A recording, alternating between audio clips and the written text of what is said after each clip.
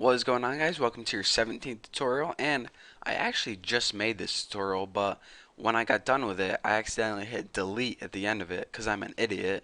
So now I have to make the entire thing again, but I mean, at least I had practice making it. So alright, let me take a deep breath and let's do this again. But for you guys, it'd be like the first time. So anyways, what I want to talk about in this tutorial is complex conditions. So in the last tutorial, we saw that if we wanted to test more than one condition, then what we had to do is embed an if within another if. So basically, if we wanted to test my first name was Bucky, then we go ahead and we made an if statement. And then we wanted to test my last name was Roberts, so we go ahead and we stuck if statement inside of that. But actually, I want to let you guys in on a little secret. There's an easier way to test more than one condition, and you only have to use one if statement. So let's go ahead and make two variables. I'll go ahead and make first, and I'll set this equal to Bucky. And I'll go ahead and make another variable, and I'll name this last, and I'll set this equal to Roberts. Make sure I spell my last name right though, Roberts. And now let's go ahead and make an if statement. So before we needed to make two whenever we want to test two conditions, but now I told you guys you can test two conditions using one if statement. So in order to test two conditions, the first thing you need to do is this. Go ahead and put each condition you want to test inside parentheses. I call them curly braces sometimes, but I mean, I'm not lying to myself. I know there are parentheses.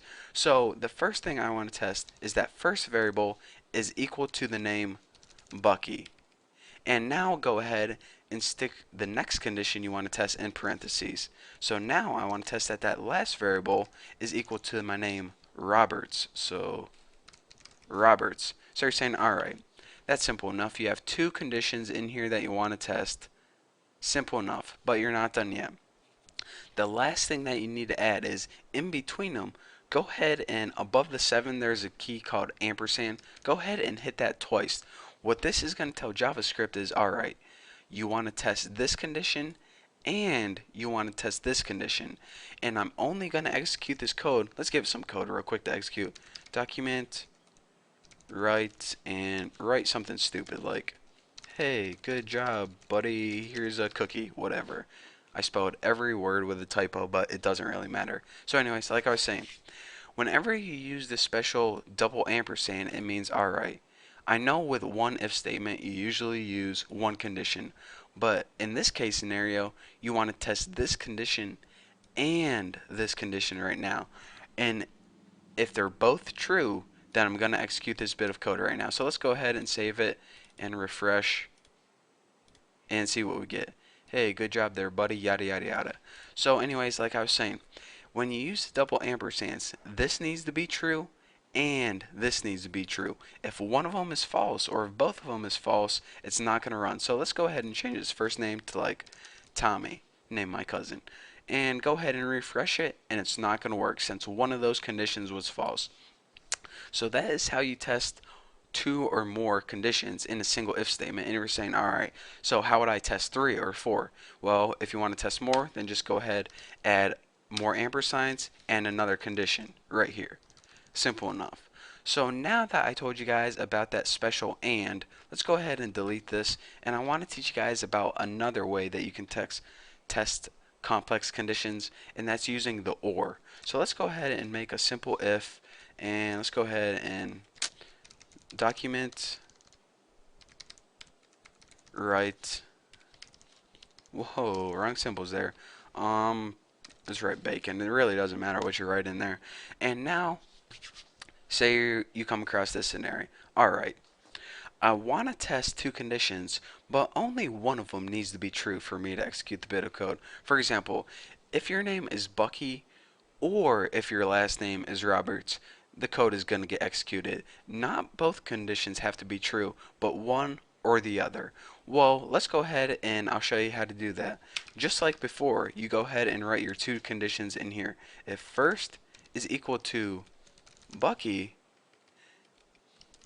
and last is equal to Roberts, and now you're saying, alright, go ahead and put those double and signs. Well, when you're using or, you actually use this sign It's called, I think it's called the pipe symbol or something. It's above the enter key or the return key on your keyboard.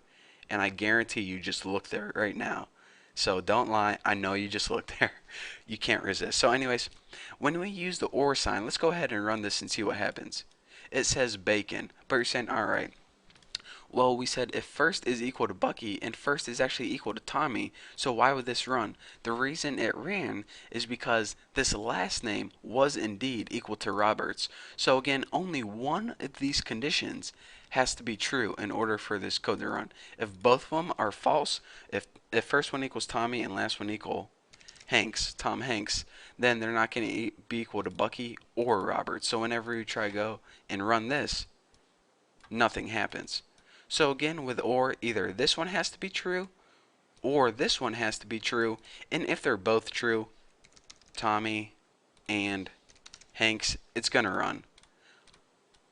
So if they're both true or this one, it's going to run. It's basically saying as long as one of the conditions is true, I'm going to go ahead and do the code you told me to do. So anyways, just like before, if you want to add more, just go ahead and add more pipe symbols and more conditions right in here. But that's the basics of this tutorial, and testing complex conditions. It might save you some time from nesting a bunch of if statements. Again, if you want to test one or more condition and they all need to be true, then use the double and sign, just like that.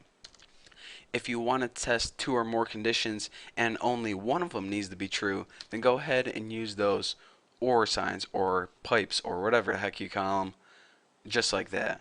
So that's the basics of that, and don't forget that it's not only two, but you can add an unlimited number of tests just by adding more signs and more break, or what they call parentheses. So that's all I have for you guys for this tutorial. Hopefully whenever I stop this tutorial, I'm actually going to save it this time and not delete it, because well, I guess if I delete it this time, then you guys would never be hearing this. But anyways, thank you guys for watching. Don't forget to subscribe, and I'll see you guys next video.